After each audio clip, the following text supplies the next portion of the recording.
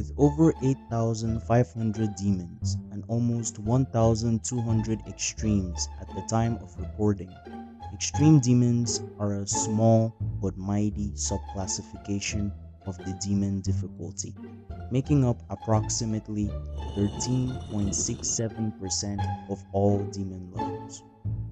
They've garnered a lot of attention over the years, with both players and creators wanting a piece of the pie. But we're not going to be focusing on the creator aspect for now. Instead, we're going to be looking at a unique problem that players, especially those who want to get into extremes or are just getting into extremes, encounter. And that is, how do you pick a fun extreme? It may sound trivial, but this is far more important than it seems, because unless you're a demon like Wolves who can beat Sonic Wave in 2000 attempts, extreme demons are a time commitment. You're gonna spend hours grinding, dying to choke points, trying to get good runs. It's gonna take you time. So the question here is, would you rather play the most unbalanced, choke point heavy mess of a level with atrocious gameplay, or the most balanced, consistent, and fun level with satisfying gameplay? The choice is yours. Even if you want to argue that fun is not a factor you should be considering when thinking about improving at the game, which is a pretty weird take, the argument basically falls flat when you discover that you can have fun and get better at the game. So without further ado, let's learn how to pick fun extremes in Geometry Dash. Okay, so to learn how to pick fun extremes in Geometry Dash, we'll need to look at all the things you're doing wrong, the common mistakes.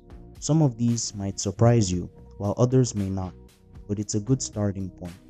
I'll be sharing mainly from my experience, so some mistakes may not necessarily apply to you, but I've tried to keep it as broad as possible, so you will identify with most of them.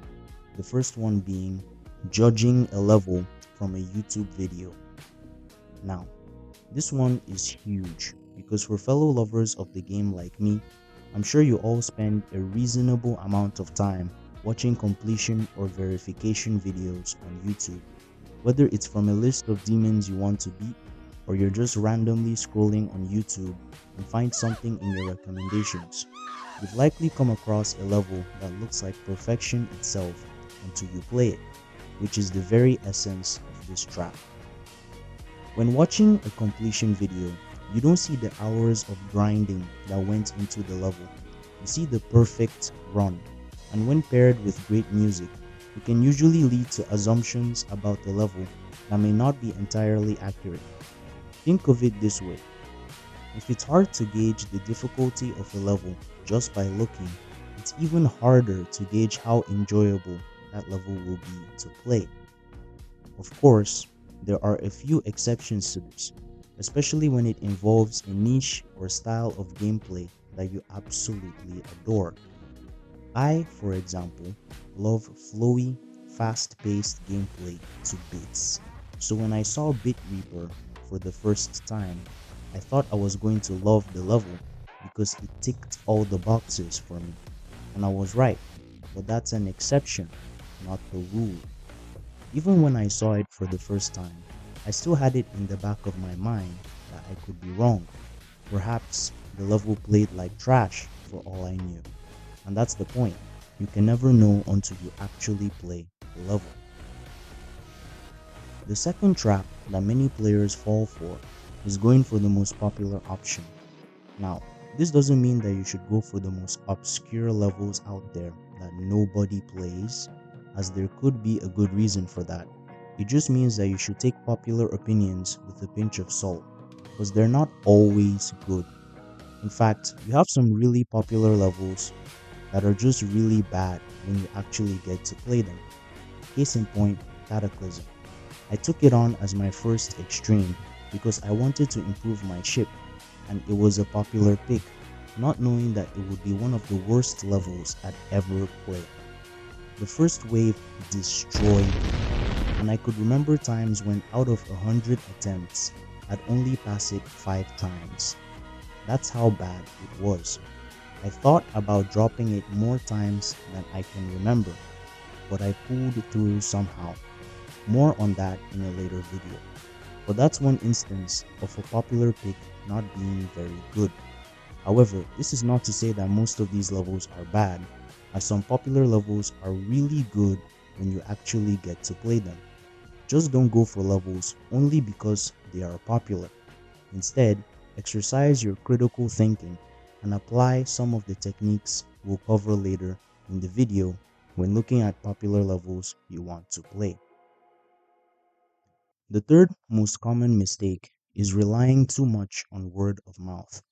Now, if you're anywhere in the community, you've likely come across that one guy who is like, dude, you should totally play X. It's like the best level ever. And if it's a friend, you definitely want to try it out.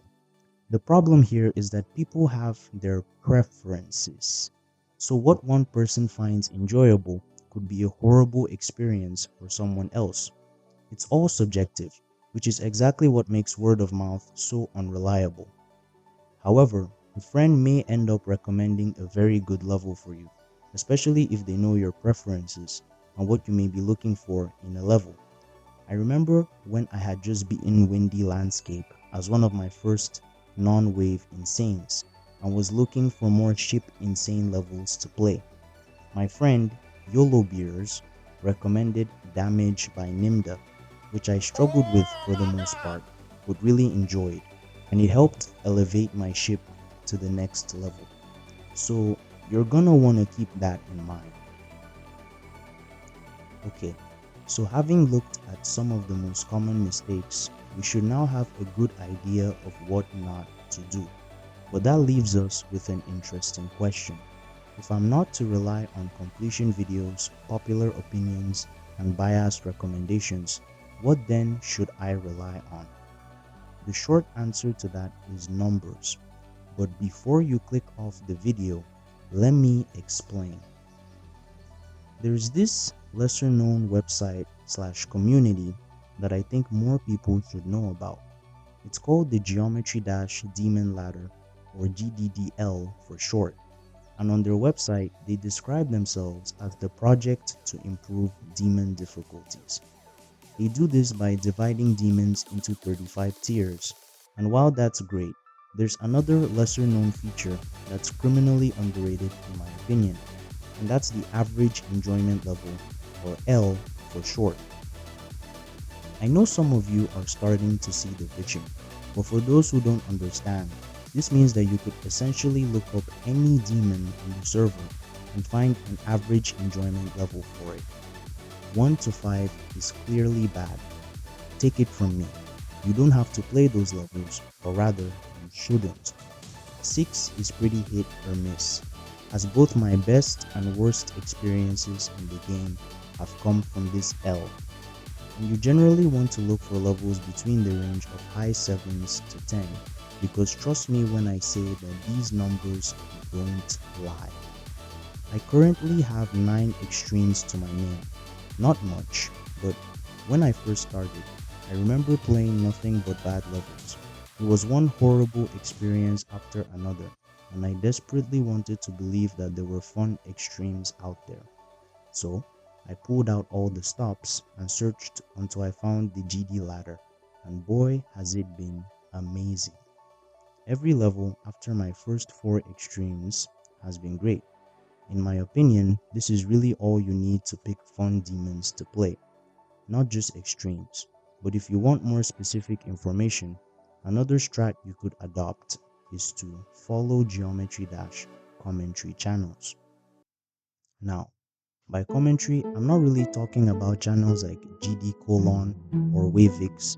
It's more like player commentary channels, the EVWs, Aeonairs, Zeroniums, and Person Human 42s that cover their extreme demon completions in painstaking detail.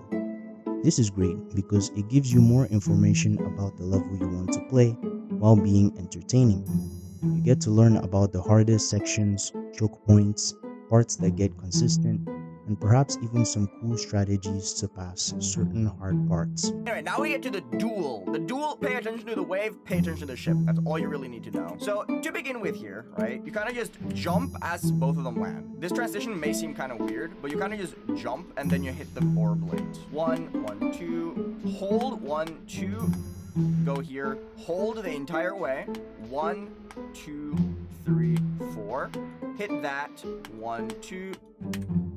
A little faster so you don't hit that. All in all, it's a great heads up to have. And if by any chance you don't find the level you're looking for, you could simply read the description of some random completion video to get that information.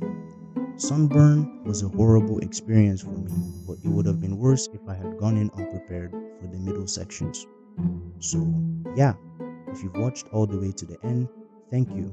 Remember to give this video a like if you found it helpful, comment and subscribe to the channel for more Geometry Dash videos like these, and I'll see you whenever next I'll be seeing you. Goodbye.